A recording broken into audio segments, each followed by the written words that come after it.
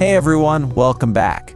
In this explainer, we're diving straight into the second part of 21 lessons for the 21st century.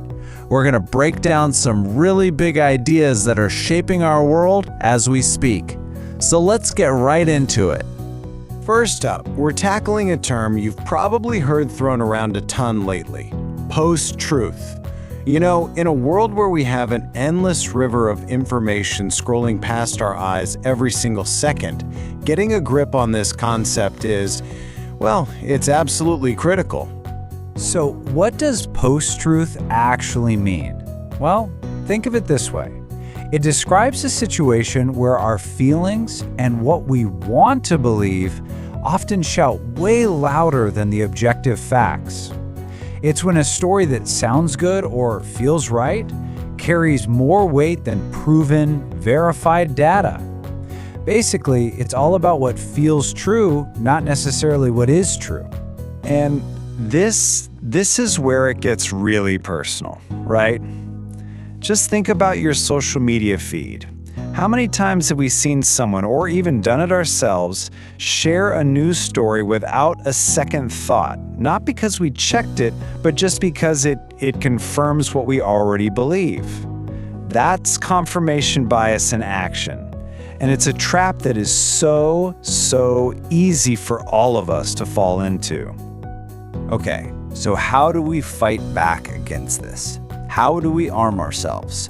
Well, there are 4 pretty clear steps we can take. First, and this is maybe the hardest one, just slow down. Before you react, before you share, just take a breath. Second, take a quick moment to verify the information. Third, compare your sources. Is anyone else, especially a reputable source, reporting this? And finally, you gotta ask yourself the most important question of all. Is this really true, or do I just want it to be true? And that leads us to our first point for your discussion. Have you ever believed something, or maybe shared something, that you later found out was totally false?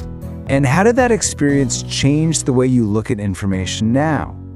As you get ready to chat about this, maybe think back to that moment, that feeling you had when you realized the truth. Okay, so that leads us perfectly into our next lesson. Lesson 7 is all about ignorance. And I know, that word sounds pretty negative, but as we're about to see, it's actually about the wisdom of knowing what we don't know. Now, we're talking about a very specific kind of ignorance here. It's this strange illusion of knowledge we get just by being part of a group. We feel smart because we can tap into the community's brain. But individually, we probably only know a tiny piece of the puzzle. It's this weird paradox. Sometimes, the less we truly understand how something complex works, the more confident we feel in our opinions about it. Just think about it for a second. We use smartphones, online banks, and AI tools every single day. But how many of us can actually explain how they work?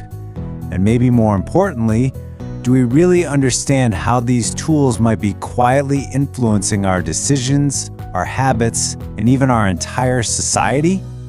So, what's the big takeaway here? It's simple, but man, is it powerful. Be humble. It's okay to admit what you don't know, and never ever stop learning. It's about choosing to be curious instead of settling for the false comfort of thinking you have all the answers. So here's your next question to chew on. In what area of life do people often act super confident, even though they might not really understand much about it? And this could be anywhere, right? At work, in our hobbies, or even in those huge public arguments we see online. All right. So we've looked at ourselves and our own blind spots. Now let's zoom out to a much bigger picture. The incredible puzzle of justice. We all use the word justice, right? We think we know what it means. Fairness. Simple. But what if it's not so simple? This lesson defines justice as this really difficult balancing act. Mainly because a single decision that really helps one group of people can often, unintentionally, create big challenges for another. Let's take a real-world example, raising the minimum wage. On one side of the coin, who benefits? Well, many workers get higher pay, which could totally change their lives for the better. But then you flip that coin over. Who is challenged? Some small business owners might really struggle with those higher costs. The key thing here is that both of these outcomes are real and both perspectives are valid. And what this all boils down to is that to even begin to understand what fairness looks like, we have to do something that's, well, it's really hard. We have to learn to see these big issues from a lot of different viewpoints, not just the one that affects us directly. Empathy becomes this absolutely essential tool. And this sets us up for a really, really tricky question. Can we honestly call something fair if it clearly helps one group, but at the same time creates real difficulties for another? Now, for your discussion, I'd suggest you try not to find a simple yes or no. Instead, maybe just explore what that word fair even means in a complicated situation like this. All right, for our final lesson, let's pull all these threads together. If we live in a post-truth world, where we're all a bit ignorant about complex things, and where justice is a huge puzzle, what in the world is the role of education? You know, the whole point of education is shifting right under our feet. It's not about being a human encyclopedia anymore, just memorizing facts for a test.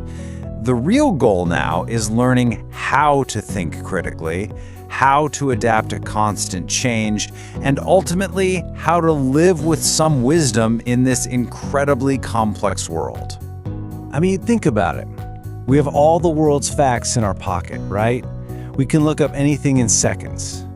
But having information and knowing what to do with it are two totally different things. We still struggle to figure out if that information is any good, how to solve problems no one has seen before, and just how to handle the deep uncertainty of modern life. So this is the new curriculum. These are the skills that matter. Not just collecting knowledge, but building these core human abilities. Critical thinking, so we can navigate that post-truth world. Communication and cooperation, so we can solve complex problems together. And adaptability, so we can thrive in a world that, let's be honest, never stops changing. This leads to a really practical question for all of you. What kinds of activities in a classroom can actually help students build that skill of adapting to change? I want you to really think back on your own experiences in school. What were the moments that actually taught you how to be flexible and roll with the punches? Okay, wow. We have covered a ton of ground here, from truth and ignorance all the way to justice and education. Now it's time to connect all these powerful ideas. So, I want to leave you with one final massive question that brings this all home. In a world of post-truth and widespread ignorance, how can education really help us build a more just and a more fair society? This is the central challenge, and I am genuinely excited to see where your discussion takes you. Learn irreplaceable English skills beyond AI at Beyond Norm.